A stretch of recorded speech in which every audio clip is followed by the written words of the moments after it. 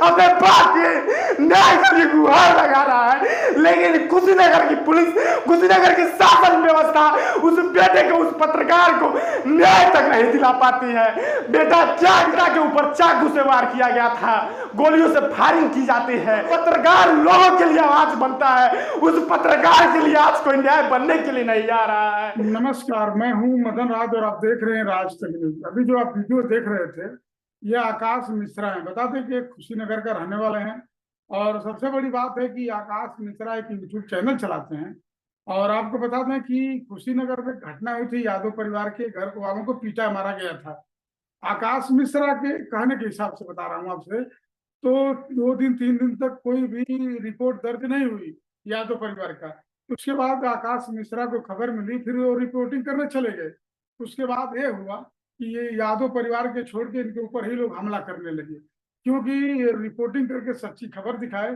तो जो mafia don है, इनके कहने के हिसाब से, उनका कहना था, आकाश मिश्रा जी का कहना यह है कि वो लोग कह रहे थे कि वीडियो को डिलीट कर दीजिए, ये वीडियो खबर मत दिखाइए, और ये सच्ची खबर दिखाना चाह रहे थे। तो आप सोच सकते हैं कि उत्तर प्रदेश में क्या माहौल चल रहा है फिलहाल इस समय। एक पत्रकार सुरक्षित नहीं महसूस कर रहा है। क्यों? क्योंकि जब सच्ची खबर दिखा रहा है तो उसको धमकी मिल रही है। ऐसा बहुत सारे लोगों के साथ हुआ है, हमारे भी साथ हुआ है। लेकिन आपको बता दें कि आकाश मिश्रा डरे नहीं और वो रिपोर्टिंग कर दिए। उसके बाद इनके पिताजी के ऊपर हमला हुआ, वो पुलिस स्टेशन में गए तो उतनी मदद भी नहीं मिली। तो हम आपको जो वीडियो दिखा रहे थे वही थे आकाश मिश्रा जो रो रोकर वीडियो बना रहे हैं। तो आइए हम आपको आकाश मिश्रा जी का उस इंटरव्यू को दिखाते हैं और सच्चाई खुद उनके मुंह से सुनते हैं कि आखिर में ये घटना हुआ क्या और कैसे ये अंजाम इनको भुगतना पड़ रहा है। हमारे चैनल में आपका बहुत बहुत धन्यवाद और स्वागत है, आप हमको समय दे रहे हैं। तो आकाश जी, सब जो आप वीडियो शेयर कर रहे हैं अपने चैनल से, जी या चाहे यूट्यूब से, चाहे फेसबुक से, तो मेटर आया कहाँ से, कब शुरुआत हुई? देखिए, कहीं ना कहीं अभी जो अपने लोकतंत्र की हम बात करते हैं, स्वतंत्र होकर बात रखने की बात करते हैं, लेकिन जब हम स्वतंत्रता पूर्वक एक खबर को दिखाने के लिए जाते हैं जो कि बहुत ही गरीब और असहाय परिवार है, लेकिन उस खबर के दिखाने के बाद हम देखते क्या है कि मेरे ऊपर तमाम तरह के दबाव आने लगते हैं कि इस वीडियो को डिलीट करा दिया जाए। लेकिन उसके बाद भी जब हम उस वीडियो को डिलीट नहीं करते हैं तो एक दिन ऐसा समय आता है कि उस शाम को हमको धमकी भरे कॉल आते हैं कि अगर तो इस धमकी वीडियो को भरी आप कॉल डिलीट नहीं कौन किया करते था हो। आपने? इस क्षेत्र का जो सबसे बड़ा गुंडा और माफिया है अप्पू सिंह, कमलेश्वर उर्फ अप्पू सिंह, जो देवरिया जिला से जिला बदल है, जो कि रहने वाला है देवरिया का। लेकिन जब उसके ऊपर 15 गंभीर मामले दर्ज हो गए थे, जैसा कि आप देखे होंगे कि उसका जो चर्चा है वो आज तक पे भी हुई थी। जी जी। आज से 6 महीने पहले उसके घर की कुर्की और जब्ती जब सरकार के द्वारा कर ली गई थी और देवरिया जिला के प्रशासन द्वारा, उसके बाद से वो शरण ले लेके कुशीनगर आया। लेकिन कुशीनगर आने के बाद भी उसका जो डर था लोग के अंदर फैलाने का काम, उसकी जो गुंडागिर्दी थी वो खत्म नहीं हुई, बल्कि चालू ही रही। और आज कहीं ना कहीं देवरिया की तरह ही कुशीनगर जनपद में पूरा वो डर लोगों के बीच बना रखा है। तो आकाश जी, आप प्रशासन से मदद नहीं मांगे? बिल्कुल, कहीं ना कहीं इस समय अगर शासन और प्रशासन की बात कही जाए तो एक तरह से अपने पूरे उत्तर प्रदेश में जीरो टॉलरेंस की रीति पे काम की जा रही है। लेकिन देखा क्या जाता है कि कहीं ना कहीं प्रशासन और शासन के चक्कर लगाते लगाते आम जनता परेशान हो जाती है और गुंडों का कुछ नहीं हो पाता है। गुंडे जो है वैसे खुलेआम घूमते रहते हैं समाज में, और कहीं ना कहीं प्रशासन और शासन व्यवस्था का उनके ऊपर संरक्षण रहता है।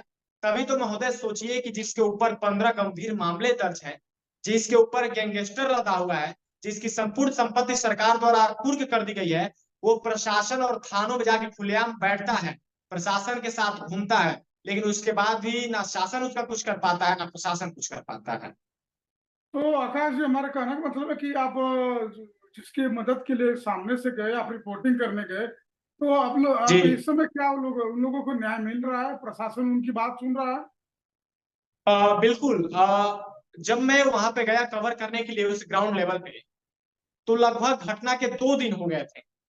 और महोदय सोचिए कि 2 दिन तक उनकी एफआईआर नहीं ली गई थी। जब उसकी आप स्थिति देखेंगे तो लगेगा जैसे कोई भीषण दंगा हुआ होगा। लगभग 2-3 बाइकों को मारा गया, उसके घर पे कोई सामान नहीं था, महिलाओं को मारा गया था, लगभग 8 से 10 साल के बच्चों को मारा गया था। सबसे ज्यादा स्थिति तो आप देखेंगे जब आप हमारे वीडियो में जाके एक 80 साल के जो दादा है जो बेड पे पड़े हुए जिनकी दवाई चल रही है, उनको मारा जाता है। और इतना ही नहीं है, जो लगभग 8 महीने की एक गर्भवती गाय है, सोचिए, जो बेजुबान है, आमतौर पर जिसको हम लोग माता का दर्जा देते हैं, उस माता को पेट पे लाठी डंडों के साथ मारा जाता है, जिसका बच्चा मर जाता है। तो आकाश जी, हमारे कहने इससे का बड़ी मतलब दया है की और कि सोचने वाली क्या बात होगी हमारे सरकार और प्रशासन के लिए। तो आकाश जी, हमारे कहने का मतलब ही है कि हत्या लोग कर रहे हैं, चाहे जो जी चौथा स्तंभ कहा जाता है। तो एक तरह से जी, देखा जाए तो कुशीनगर में सुरक्षा का माहौल सही नहीं है। जैसे आपको धमकी मिल रही है बिल्कुल कि नहीं, वीडियो डिलीट कर दीजिए, बिल्कुल ऐसा बिल्कुल। होता है। हमारे साथ भी ऐसा कई बार हुआ। ऐसा नहीं है कि मैं कुशीनगर की ही बात कर रहा हूँ, पूरे उत्तर प्रदेश की। और बताओ, बाबा जी का बुलडोजर कहाँ गया है? चलना चाहिए ना कम से कम। वही चीज है, बाबा का जो बुलडोजर कहा जाता है कि बुलडोजर के मामले में बाबा जी सबसे तेज कार्य करते हैं, लेकिन आखिर बाबा जी का बुलडोजर इन गुंडों के ऊपर क्यों नहीं चल पा रहा है? ये गुंडे किसके संरक्षण में फल फूल रहे हैं? महोदय, सोचिए कि 2 दिन तक प्रशासन व्यवस्था है उसकी एफआईआर दर्ज नहीं की, जिसके घर में दंगा जैसी स्थिति हुई थी, और जिसके ऊपर 15 गंभीर मामले दर्ज हैं, उसको संरक्षण देने का कार्य कहीं ना कहीं कुशीनगर की प्रशासन कर रही है। तभी तो ना पहले गिरफ्त में आया था और ना और आज गिरफ्त में आ पाता है। एक पत्रकार के घर में रात्रि के 12 बजे चढ़ के हमला किया जाता है अपने गिरोह के साथ, जिसका साक्ष्य रिकॉर्डिंग के तौर पे मौजूद है, प्रशासन को दिखाया जाता है, लेकिन प्रशासन उसके बाद भी उस गैंगस्टर और उस अभियुक्त की गिरफ्तारी नहीं कर पाती है। तो आकाश जी, हमारा कहने का मतलब ये है आपको कि आप प्रशासन में भी गए, वो लोग की गिरफ्तारी हुई आपके माध्यम से? देखिए, गिरफ्तारी केवल दिखाने के लिए और कहने के लिए हुई है, गिरफ्तारी कुछ नहीं हो पाई है। केवल किया क्या गया है, जो केस दर्ज थे उन केसों में उनकी पुष्टि भी नहीं की गई है। मामला तो दर्ज कराया गया है, लेकिन केवल 151 में चालान के नाम पे पुटापूर्ति की गई है। किसी की कोई भी गिरफ्तारी नहीं हुई, कोई भी अभियुक्त जेल नहीं गए हैं, बाहर ही बाहर उनका बेल करा के उनको छोड़ दिया गया है। तो मान लीजिए कि आपको धमकी मिल रही है, आप सच्ची खबर दिखाए, फिर कल दूसरे को धमकी मिलेगी, तो कुशीनगर के पत्रकार जगत क्या कर रहा है? आपका सहयोग कर रहा है कि नहीं कर रहा है? और बिल्कुल, कहीं ना कहीं इसमें कोई शक नहीं है कि कुशीनगर के जो पत्रकार बंधु हुए साथ हैं। हालांकि जिस दिन हमारे घर पे हमले हुए थे रात्रि में, उसके अगले दिन लगभग एक साथ 100 से 150 पत्रकार थाने पे एकत्रित हुए हुए थे, जिनका परिणाम स्वरूप ये हुआ कि हमारी एफआईआर दर्ज की गई। महोदय, मैं आपको बताना चाहूंगा, अगर इस क्षेत्र के पत्रकार एकत्रित नहीं हुए होते तो शायद से यह भी हो सकता है कि जिस प्रकार से यादव परिवार के मुकदमा 2 दिनों तक दर्ज नहीं किया गया था, वैसे ही मेरा भी मुकदमा दर्ज नहीं किया गया होता। सोचिए कि पहले जिस यादव परिवार पे हमला हुआ था, उसके 2 दिन बाद मैं वीडियो बनाता हूं, और वीडियो बनाने के 3 से 4 दिन बाद मेरे ऊपर हमला होता है, और उसके 2 दिन बाद यादव परिवार का मुकदमा दर्ज होता है। यानी कि उस यादव परिवार के घर हुए घटना के लगभग 1 हफ्ते बाद कुशीनगर की प्रशासन व्यवस्था है उनका एफआईआर दर्ज करती है। वो भी जब तो इस मामले में पूरी मामला जब हाईलाइट हो जाता है मीडिया के द्वारा, तब जाके उनकी तहरीर को स्वीकार करके मामला को दर्ज किया गया है। तो आकाश जी, जो अब यादव जी का नाम ले रहे हैं, तो उनके घर मैटर हुआ था क्या कि बदमाश जो आपके हिसाब से जो कर रहे हैं कि जाकर उनके घर पे हमला कर दिए, गाड़ी कुचल दिए, मारे पीटे, गाय को भी मारे? मैटर था क्या? मैटर ये था कि जो पन्नेलाल यादव कुशीनगर जिला के धुरिया गांव के रहने वाले हैं, उनका एक बेटा जो कि दिल्ली में रहता है, और जो एक और अभियुक्त उसमें है भोला राय उर्फ आशुतोष राय, जो जी। कि गौ तस्करी के मामले में ऑलरेडी कई बार जेल भी जा चुका है कुशीनगर जनपद से, विभिन्न थानों में केस दर्ज है, और इसके साथ साथ कहीं ना कहीं देह व्यापार का भी कार्य करता है। और पूरे गांव, जैसा कि जो धुरिया गांव का वो भी रहने वाला है, यादव परिवार के गांव के ही, उस पूरे गांव में ये अपना रौब और डर बना के रखता है। जब उसका डर जो यादव परिवार का लड़का रहता है वो नहीं मानता है, जब इसके द्वारा भोला राय के द्वारा गालियां दी जाती हैं उसके लड़के को बाहर, तो वो भी गालियां देता है। खैर, गालियां और जो बातें रहती है वो भोला राय और उस यादव परिवार के बड़े लड़के से होती है, जो बड़ा लड़का दिल्ली में है। लेकिन उससे निपटने के बजाय उसके घर पे आया जाता है रात्रि के 12 बजे, और उसकी माँ, बहन और उसकी बेटी बहुओं को मारा पीटा जाता है।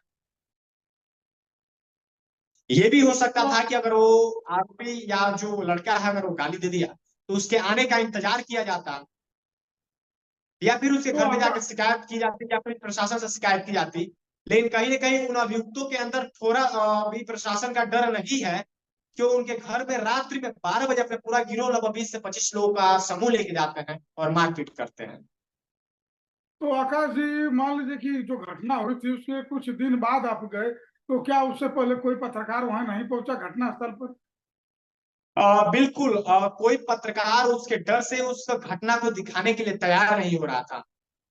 जब दर दर की ठोकरें खाने के बाद जब पन्नेलाल यादव का परिवार किसी माध्यम से मेरे पास पहुंचा, मैंने उसे सारी बातों की जानकारी ली कि आखिर क्या हुआ था। उन्होंने बताया कि आज से 2 दिन पहले ऐसी ऐसी मेरे घर पे घटनाएं हुई थी, लेकिन आज हम प्रशासन के अधिकारियों के चक्कर काट रहे हैं कि मेरी जो मामला है वो दर्ज की जाए, एफआईआर दर्ज की जाए, लेकिन एफआईआर दर्ज नहीं हो रहा है। कोई पत्रकार इसको दिखाने के लिए आगे नहीं हो रहा है। तो मेरे अंदर यह जिज्ञासा आई और मन में एक ठेस भी पहुंची कि क्या एक पत्रकार किसी गुंडा और माफिया के डर से सच्चाई को नहीं दिखाएगा।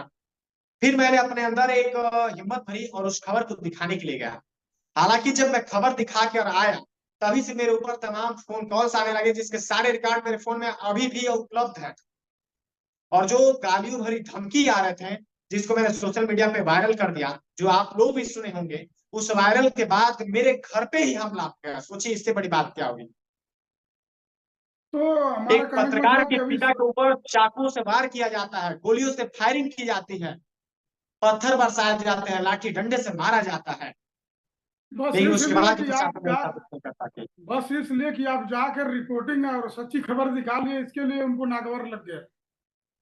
बिल्कुल, कहीं ना कहीं उस गुंडों के अंदर ये थी कि मेरा जो डर और खौफ है वो पूरे कुशीनगर जनपद में कोई पत्रकार हुआ या कोई पुलिस या प्रशासन के लोग हुए उनकी मदद करने के लिए नहीं जाएगा। लेकिन जब वो देखते हैं कि पूर्वांचल भारत का एक पत्रकार उस सच्चाई और उस हकीकत को दिखाने के लिए चला जाता है, तो उनके अंदर एक खलबली सी मच जाती है और वो अपना रौब और खौफ दिखाने के लिए मेरे पास बार बार धमकी भरे फोन कॉल्स करते हैं। लेकिन जब उसके बाद भी उस खबर को नहीं डिलीट करते हैं, तो फिर हमारे घर पे हमला करा दिया जाता है। तो आखिरी में आकाश जी कुछ कहेंगे प्रशासन को, शासन को, योगी जी, मुख्यमंत्री जी को, क्या कहेंगे आप? बस मैं यही कहना चाहूंगा कि पत्रकारों के लिए मुख्यमंत्री योगी आदित्यनाथ तमाम नई नई नीतियां लाते हैं, नियमों कानूनों का पालन करने की बातें करते हैं, लेकिन वास्तविकता यही है कि पत्रकारों के लिए कोई भी कानून काम नहीं कर पाता है।